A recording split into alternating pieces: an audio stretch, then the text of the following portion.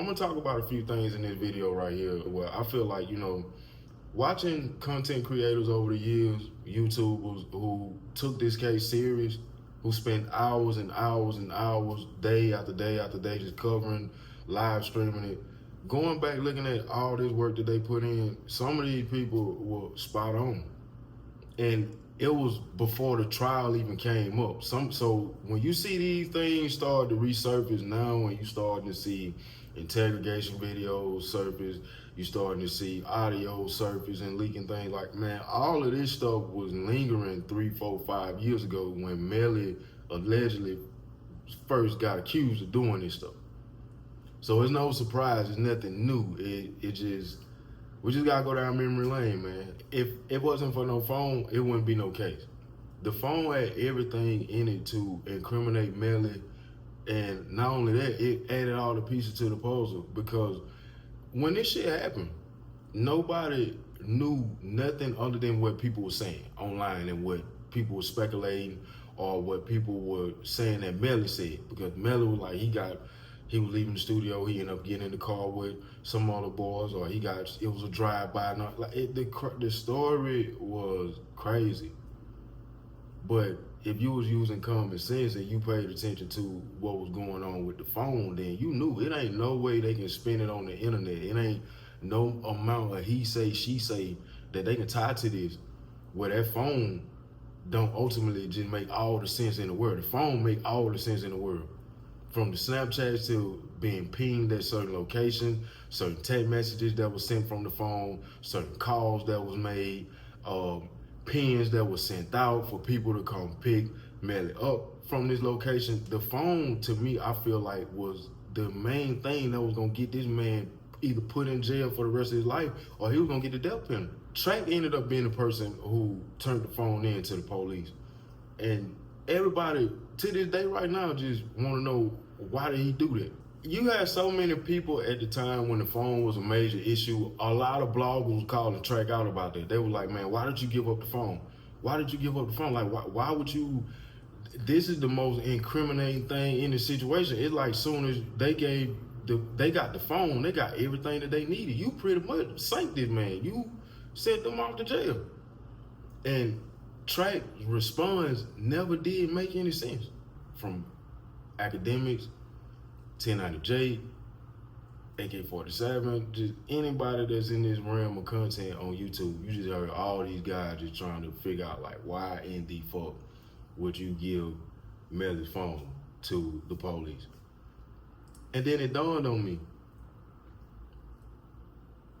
Track may have been put in a situation where he had no choice but to get a phone up. I feel like, this is personal opinion, I feel like that phone ended up in the police hands because if it didn't, it was gonna get bad for Track. Track was on the verge of getting deported, is what people are saying. So if you wonder why the police ended up getting the phone, or how they searched high and low for evidence, and they had all these other things, but they just couldn't find the phone, and they ended up getting it, and they went straight to Track, and next thing you know, Track just pop up with the phone. A lot of people were saying back then on YouTube that it was like that because, shit, he was on his way to getting sent back to Haiti. If you stayed this far, that means I'm saying something that makes sense. I'm saying something you like. I'm saying something that got your attention. So if you stayed and you listening, hit the like button. Let's get back to the video. So it was either give that up or you can kiss this American dream goodbye. That's crazy. That's crazy. And listen to AK-47 call him out on this. Y'all check Unless it was all a plan, you give us that cell phone, we won't deport you. You give us that cell phone, find it, nigga. If you don't know where it's at, we won't charge you. All we're gonna do is put you on this witness list. If you don't want to be a witness, we can use the statements that you gave us in court, and you won't be charged with nothing or deported. They said in the paperwork initially, they put out warrants for a murder weapon and a cell phone. They searched Track's home, didn't find a murder weapon or a cell phone. They searched Track's car, didn't find a murder weapon or a cell phone. They searched Track's offices, didn't find a murder weapon or a cell phone. Threatened to deport him and charge him, and out the blue, he pops up with the cell phone. Yeah, man. And all these, man, I just say, you know, with me thinking about just now, you know, even, this is me, this is honestly me. Regardless of how the phone was ended up in the police hands, it still don't change the fact that Melly did that shit, allegedly, or supposed, or I just say it like this, that still don't change the fact that regardless of how they got the phone, everything that's in the phone could potentially prove that Melly murdered these people by the evidence that's in the phone. So I kind of don't care how they got it. I know it's crazy because Track is his manager, and that don't look good, especially if you, like I say, going by these street rules I always talk about, and these street niggas. So you got a lot of people just, you know, hell bent on that too, just looking at it that way, like, man, this the streets, you know, you don't never give up that phone. And I respect it, I get it.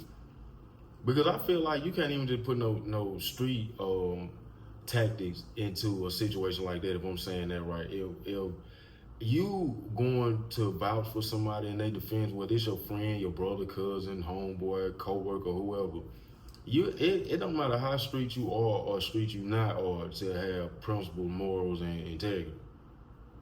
And some of that shit, it just all depends on how stand-up a person is and how far they're willing to go when the pressure is on and when they in the hot seat. So it's either you gonna take them all the way down through there, or you gonna fold. This is one of them situations where like Track was trying to take their ass down through there, but then he reconsidered, and he curved.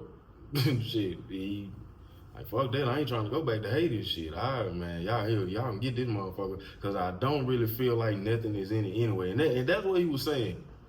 Now that I say that's what he was saying. He was like, you know, he didn't feel like it was nothing in the phone incriminating with his client. Like, his client do shows, we use his phone to do business and stuff. So I didn't feel like it was nothing in the phone incriminating to begin with. But if you look at stuff that was going on behind the scenes at the time while they was trying to figure out what was going on with the phone and putting all that together, man, you got Melly mama painting narratives to friends, and Melly's girlfriend, mom, is a casualty of the situation because of what she was seeing on FaceTime. Allegedly, it's supposed to be bodies in the back seat of the truck. When Melly called her, you got his friends across town. They just out in the blind of everything because they getting phone calls from their parents saying that they've been killed. And so you got all this stuff going on at the same time while you trying to convince the police that your client is innocent. What that's what you're supposed to do, but it just using common sense. The math just went mathing at the time. And that's why they started squeezing in on you, because they know, like, this shit, you might not know everything, but you know something. And they had an idea that, well, I just feel like the worst thing that these guys could have done was go pick Melly up. Fredo Bang and Track end up going out there to the woods and picking Melly up and getting rid of the gun and all that stuff like that. See, when you hear Jacoby Mills talk about that in this interrogation video that just came out, this ain't new information. This been out, and this is paperwork on this. This is documented.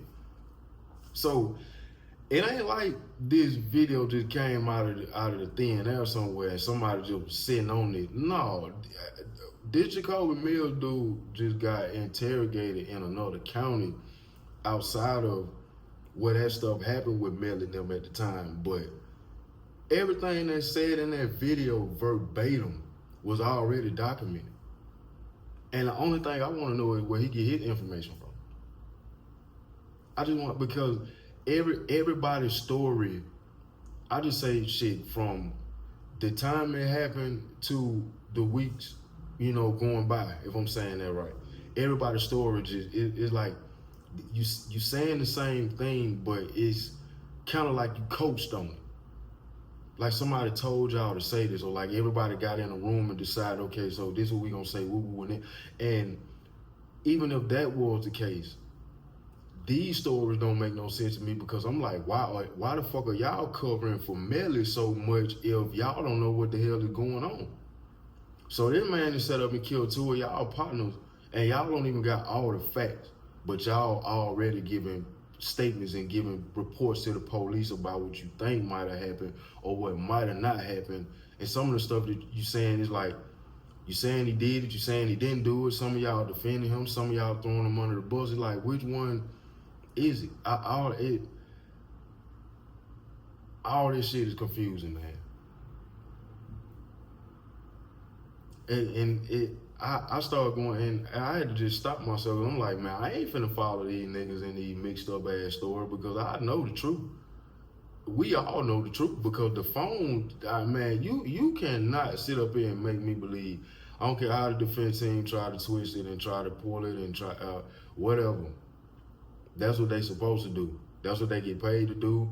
And to each his own, because you never know what situation you might be in one day when you have to pay them folks to do some shit for you. But I ain't in that seat. You ain't in that seat if you watching the video. So we can use common sense. We ain't gotta talk like we got money invested in this shit.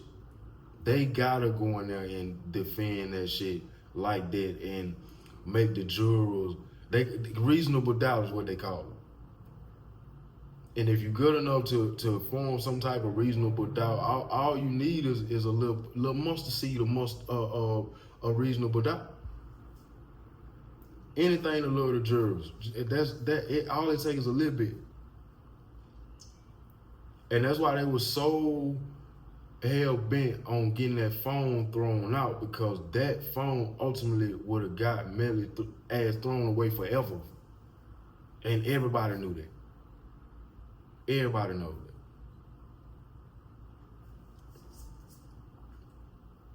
that. Man, I look at this situation and I like going, I like watching these videos now and just going back and seeing how stuff really just played out. It's just mind blowing how money can really get you out of stuff or really push a situation back so far to where you get to the point where you don't know what to believe. Not because the proof ain't in the damn pudding, it's just because it's been going on so damn long. It's like, did he do it? Did he really do it? Man, yeah, I think he did. And ain't nothing wrong with me, I think, saying that I think he did it. I think he murdered his friend. If it is what I'm going against any, guidelines, then I'll learn as I go. But that's personal opinion. I'm not saying he did it if it's a fact, but if I had to give my personal opinion, I think Melly murdered these 2 dudes. I think Melly murdered Sack Chaser. I think Melly murdered Jew. I think motive being was just because it's money and egos involved, and Melly getting bigger, Melly going up the ladder, Melly doing songs with everybody that you can name in the industry. He like the new Young Thug. He that new sound. He the, no pun intended, new wave. And it just started to cause confusion amongst the group, amongst the circle, because you ain't bigger than the program. Then this boy mama ain't never, 12, 13 years older than him? Because she had him when she was barely a teenager her fucking self. So it's like a child raising a child and in hopes that he make it and blow up big, and just, man, you ain't even a mature parent to even just parent him and coach him throughout this career, because you sleeping with his friends and shit. So man, Melly probably got to the point where like, man, I'm sick of y'all niggas feeling like I owe y'all something. I'm sick of y'all fucking on my mama. I'm sick of niggas acting like they the boss of me. Just typical stuff where I feel like, honestly, over time, just some little paperwork and some little money, going to court, they had a setback. But these young niggas, they.